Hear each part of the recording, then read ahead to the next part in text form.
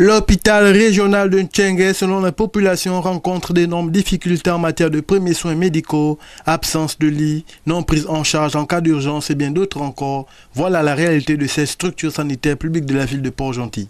En un mot, il n'y a pas de matériel pour pouvoir prendre soin des gens. Tu vois. Donc, ce qui veut dire que quand un patient arrive en cas d'urgence, les premiers soins, il n'y a pas. Il n'y a pas les médicaments, il n'y a pas de fois les lits pour hospitaliser les gens. Il y a beaucoup de patients qui sont démunis, des familles, des personnes qui sont délaissées, abandonnées. Allez-y vérifier en médecine, en Ntchengue. Allez-y vérifier au service d'urgence. Ce sont les personnes-là qui ont besoin d'aide. Regardez du côté des grands endémies, du côté du CTIA. Il y a des personnes qui n'ont pas les moyens pour pouvoir aller se dépister, pour pouvoir payer par exemple des médicaments, par exemple pour certains cas des infections comme les séropositifs, comme la tuberculose. Il y a des personnes que quand les médecins donnent les bons d'examen pour pouvoir aller faire, s'ils n'ont pas de moyens, ils vont faire comment? Ils sont abandonnés à eux-mêmes. Donc, le constat que moi j'ai fait, beaucoup de gens sont en train de mourir. Donc aujourd'hui, l'hôpital de Ntchengue enregistre beaucoup de cas de décès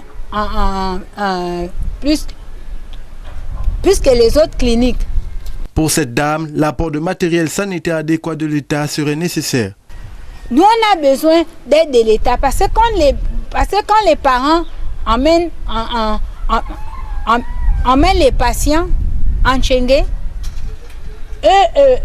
quand ils trouvent que le corps médical, les médecins, bien les infirmiers, n'ont pas le matériel pour pouvoir soigner les patients, pour eux, ils se disent que c'est le personnel de Ntchengue qui ne veut pas prendre soin des gens. Donc, moi, la seule chose que moi je demande de l'aide, c'est à l'État. Une aide qui sera la bienvenue, vivement que des solutions soient trouvées afin d'amoindrir les cas de décès, mais aussi de redonner une image favorable à ces structures sanitaires publiques de Port-Gentil.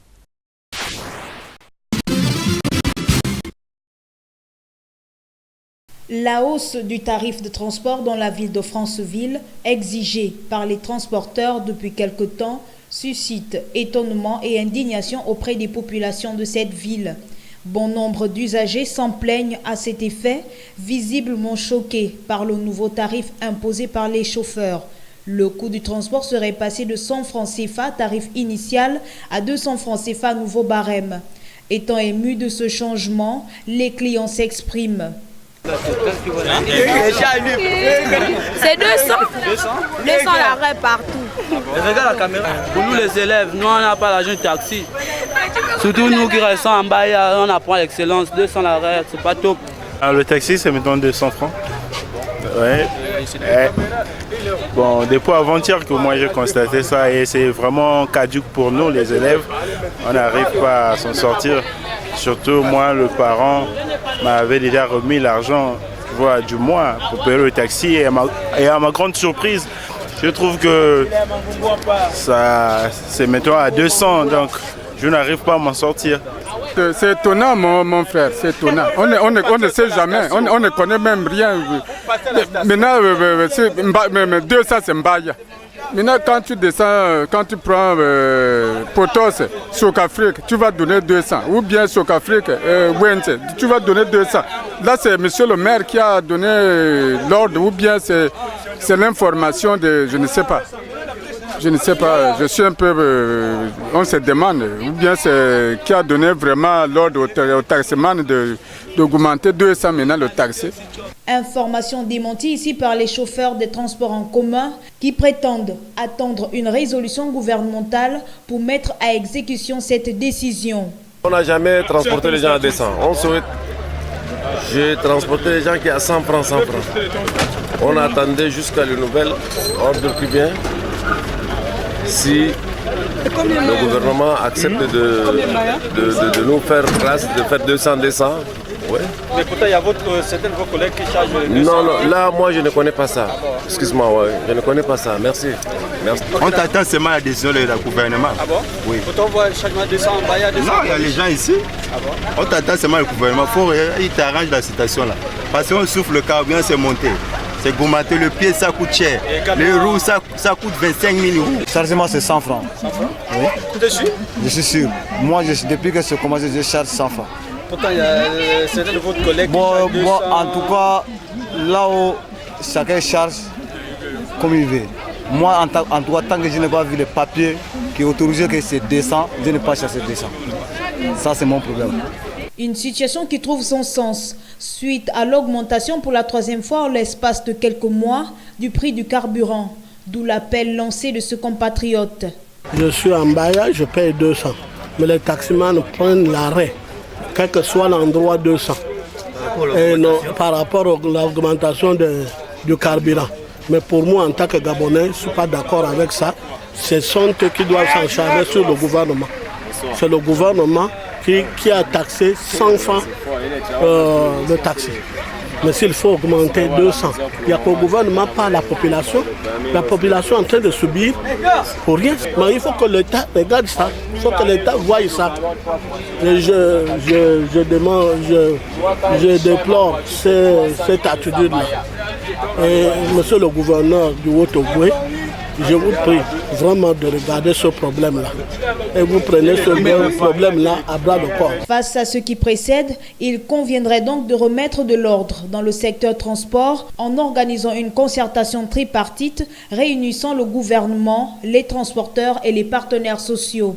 Une réorganisation qui pourrait sans doute permettre d'uniformiser le coût des trajets.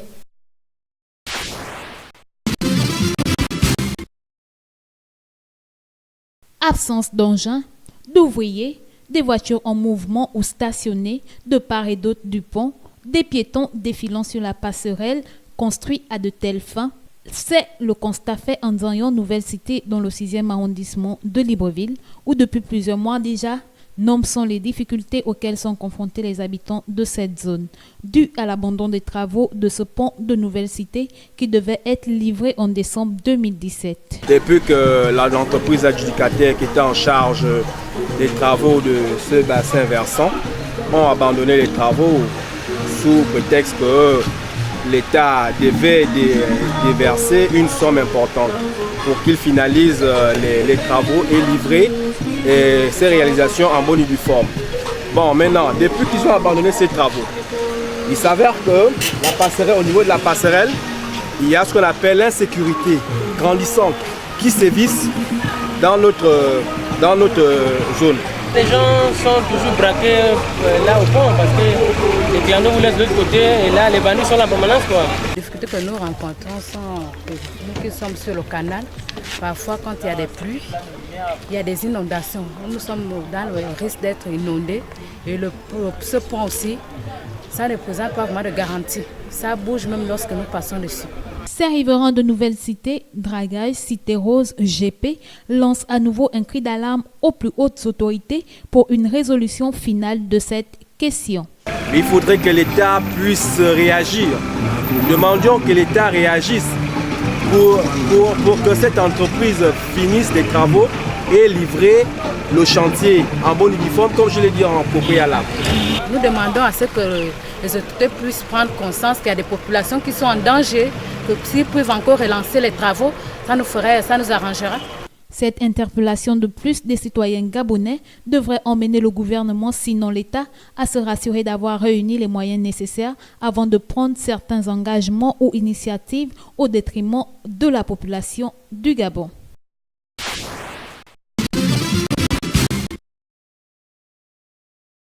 On n'en dira jamais assez que les voies de communication au Gabon sont en état de dégradation avancée, ralentissant d'une manière ou d'une autre le développement du pays. Dans plusieurs quartiers de Libreville, bon nombre de routes sont devenues impraticables dû au piteux état dans lequel elles se trouvent, à l'instar de l'axe secondaire PK8 dans le 6e arrondissement de Libreville, précisément aux 2 écoles qui aujourd'hui laissent à désirer. La circulation des véhicules est devenue rare sur cette route. Les habitants se verraient dans l'obligation de prendre les risques de garer leur voiture plus bas où la voie semble encore praticable. Seuls les véhicules 4x4 auraient désormais le courage d'affronter cet axe à cause des grands creux, des nids de poules, des crevasses mêlées aux érosions qui sont plus présents et très visibles. Véritable calvaire pour les riverains, les automobilistes et ces nombreux élèves qui fréquentent aux alentours qui devraient interpeller les autorités compétentes, sinon les hommes de bonne foi pour des conditions meilleures.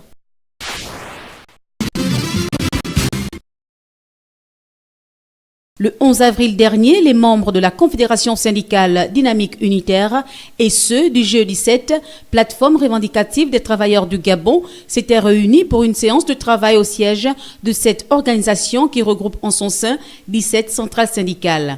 Au centre des échanges, les réformes qui fâchent de nombreux travailleurs gabonais et l'ordonnance du 23 février de l'année en cours, initiée par le ministre de la fonction publique, Jean-Marie Ogandaga. Nous sommes ici donc au siège du CSDT, qui est l'organisation modératrice du groupe des 17, donc les 17 centrales syndicales. C'est nous qui avons souhaité les rencontrer parce que, vous savez, dans le cadre de la réforme initiée par le ministre de la fonction publique, et notamment l'ordonnance qui fâche, c'est-à-dire l'ordonnance du 23 février 2018, le ministre avait reçu le groupe des 17 et au sortir de là, certaines choses avaient été dites et nous avons jugé donc utile d'apporter plus de clarification à nos camarades syndicalistes et c'est ce que nous avons fait aujourd'hui.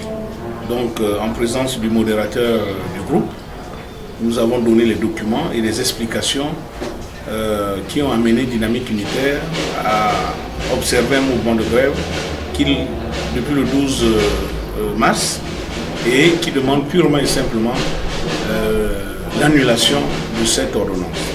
Au sorti de cette réunion, le G17, au propos de son représentant, a promis s'unir à Dynamique Unitaire pour revendiquer le retrait des textes susmentionnés. Nous recevons là la Dynamique Unitaire, voilà. Donc c'est nos camarades de la Dynamique Unitaire nous ont appelé pour nous donner une communication par rapport aux mesures gouvernementales du Conseil des ministres du 23 février 2000. Et qu'il y avait quelques incompréhensions et qu'ils se sont rapprochés de nous pour essayer, n'est-ce pas, de nous donner leur position par rapport à ces mesures. Et qu'aujourd'hui, nous pensons que nous comprenons et nous allons, n'est-ce pas, prendre la tâche très rapidement avec Dynamique Unitaire afin que nous puissions, n'est-ce pas, mettre en place cette plateforme qui va amener exactement les travailleurs à pouvoir, n'est-ce pas, sortir de cette torpeur. Parce qu'il faut dire que ces mesures ont dû bousculer le monde du travail, surtout au niveau de la fonction publique. Et nous pensons que, unis avec Dynamique Unitaire, nous allons exactement ramener le gouvernement à sur soi, n'est-ce pas, cette ordonnance qui d'ailleurs a fait couler beaucoup d'encre. Les démarches entamées par la centrale syndicale Dynamique Unitaire depuis quelque temps semblent trouver l'approbation de plusieurs structures de la place. L'attention des gouvernants est plus que sollicitée ici.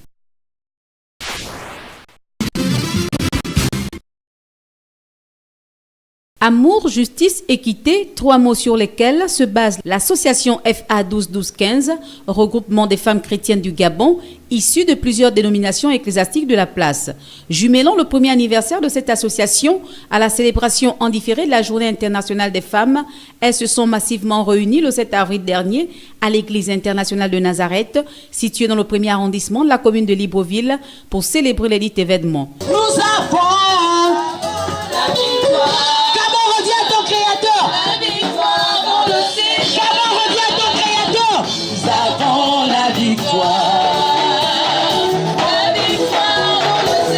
Précédés des discours et autres, lors de la première phase, les conférencières retenues pour la circonstance ont à tour de rôle partagé leurs expériences sur des thèmes comme la femme chrétienne et l'entrepreneuriat ou le choix du conjoint. Le choix du conjoint, nous allons définir, c'est quoi le choix? Le choix, c'est l'action de choisir Et quand il s'agit du conjoint, c'est l'action de choisir son conjoint. Selon la volonté de Dieu, le choix s'impose à toute personne. Il y a plusieurs types de choix de conjoint. Le choix du conjoint selon les hommes, c'est un choix qui est influencé par les hommes par rapport à l'aspect extérieur ou naturel d'eux. Fondant leur base sur des intérêts charnels et la dissimulation des pensées. 2. Le choix du conjoint selon Dieu, c'est un choix inspiré par l'Esprit de Dieu, soutenu par la parole de Dieu. La femme chrétienne et l'entrepreneuriat. L'entrepreneuriat vient du mot entreprendre, qui veut dire commencer à bâtir quelque chose, une maison, ouvrir une entreprise, entreprendre des travaux, commencer à l'exécution de quelque chose. Pour bien entreprendre, il faut d'abord connaître les dons et les talents que Dieu a mis en toi. Car c'est en fonction de cela que tu seras dans ton couloir d'entreprise. Puis s'en est suivi la clôture par un cérémonial prophétique duquel l'on pouvait lire différents textes. Le péché fait la honte des peuples, heureuse la nation dont l'Éternel est Dieu. Fin de citation. N'ayez plus peur de Satan, il est vaincu dans le nom de Jésus. N'ayez plus peur de Satan, il est vaincu, vaincu nous avons. Où sont les autres soldats? Marchez en rang, marchez en scène. Et nous avons la victoire. Sur ce, le rendez-vous est pris pour l'année prochaine.